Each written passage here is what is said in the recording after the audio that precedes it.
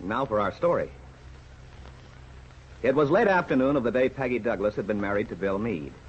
The newlyweds had been presented with Lefty Larkin's surprise wedding present, his little house on the Lane property, newly decorated and furnished. After the keys had been turned over to the surprised young couple, Brandy had returned to his mother's house to find the guests beginning to leave. Lily Devon had given him a strange little smile as she said goodbye and left on the arm of David Bowman, who had offered to drive her home. When David slowed up in front of his own house, invited her in, the young woman accepted. Perhaps, she thought, it would help her get Randy off her mind. Now in the banker's comfortable living room.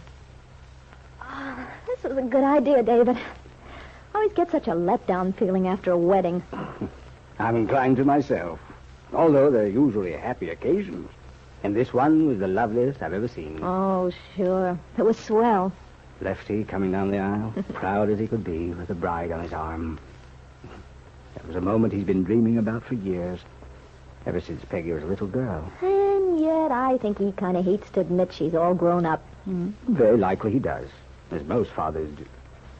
He's certainly been like a real father to her. Becky's a lucky gal. As I've told her lots of times, having Lefty and Aunt Mary to raise her. And Randy, too. He's always been like a big brother to her. Yeah. Randy's great in that big brother role. I think he prefers it to, well, any other relationship. What makes you say that, Lily? Oh, nothing. Let's skip it. Don't mind me, David. I'm in one of my cynical moods. Well, perhaps I'd better fix you a drink. As a cure for cynicism? Oh, no. Just as a prelude to a very good dinner. Oh, but I'm not staying, David. Well, I was here only a couple of nights ago.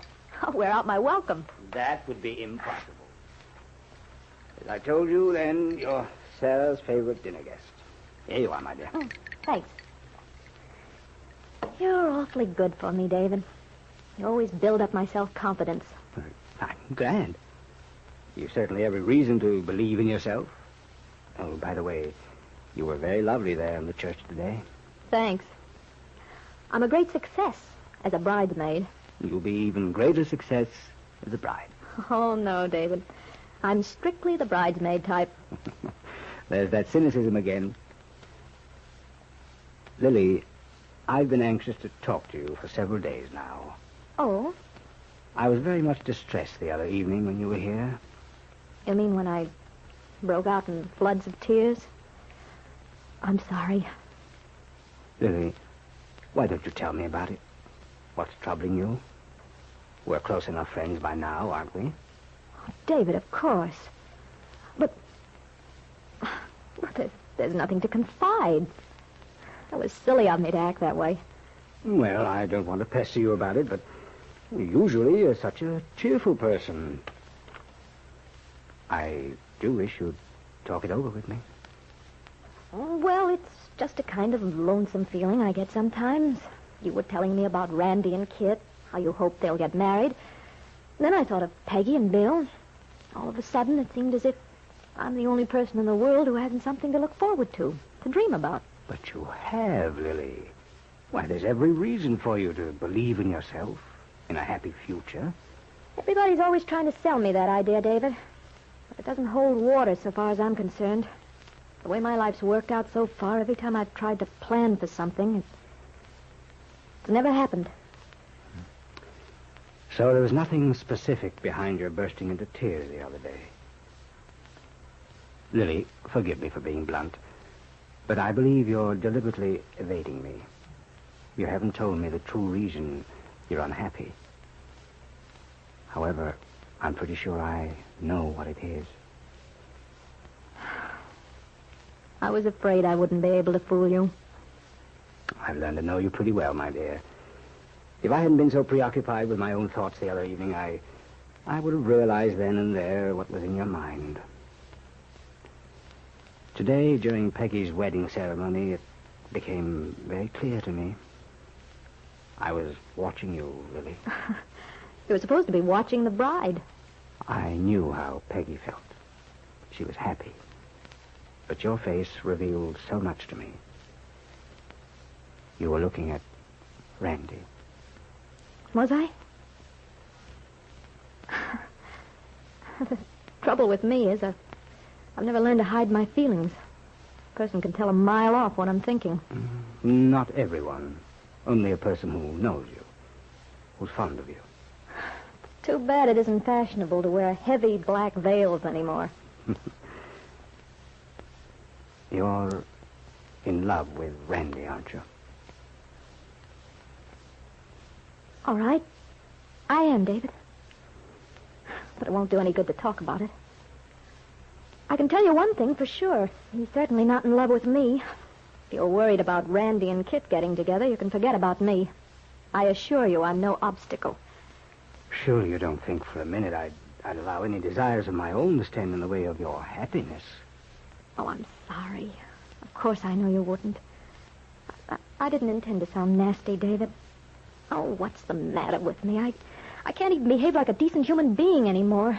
You're all on edge. I certainly am. This is what happens to people when they're in love. I'd rather skip love from now on. But the trouble is, I'm awake now. I don't want to skip it. You shouldn't. I'm a great deal older than you are, my dear, but I remember very clearly all the pain one suffers. And yet, it's worth it. You really think so?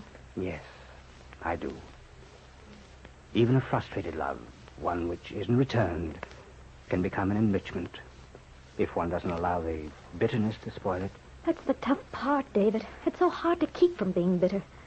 Well, you know, sometimes I'd like to take Randy by the shoulders and say, you've got to love me, you've got to. As if that would do any good. Especially now that he seems to be all wrapped up in your niece. If I'd known how you felt at the time, I never would have told you about Randy and Kit. Particularly since it was just idle talk. After all, there's nothing definite. Come in, Sarah. Oh, good evening, Mr. Vaughn. Hello, Sarah. I meant to be here when you got back from the wedding, Mr. Bowman, but I had to run out to the store for a minute. Hope it went off well. It was a very beautiful ceremony. Oh, that's good. Mr. Bowman, a message came while you were out. From the bank? Well, no. It was from the sanitarium. Oh? This Dr. Larrabee. Sarah, is my niece all right? Well, Mr. Bowman, I'm afraid... Well, what is it, Sarah?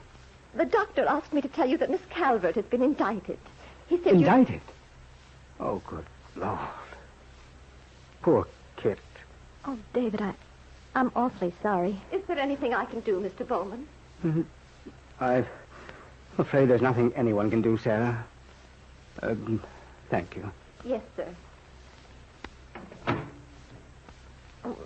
Maybe there's some way, David. I mean, maybe they'll change their minds when they find out how ill Kit's been. No, Lily. No. They know all about that, and they've chosen to ignore her illness. I believe they even deny she has been. No, I'm afraid there's nothing to be done. This will mean Kit's being tried, imprisoned. And I was looking forward to... Now it looks as if there won't be much of a future for Kit, after all. Lily Devon was essentially a generous person. It was to her credit that her concern for David at that moment was far stronger than any personal desires. She hadn't yet stopped to think what effect Kit's indictment and possible imprisonment might have on Randy Lane or on Lily's own relationship with him. Knowing how troubled the banker was, her whole concern was to comfort him somehow. But David had said there was nothing anyone could do. Now that the machinery of the law was in motion, there was no way to stop it.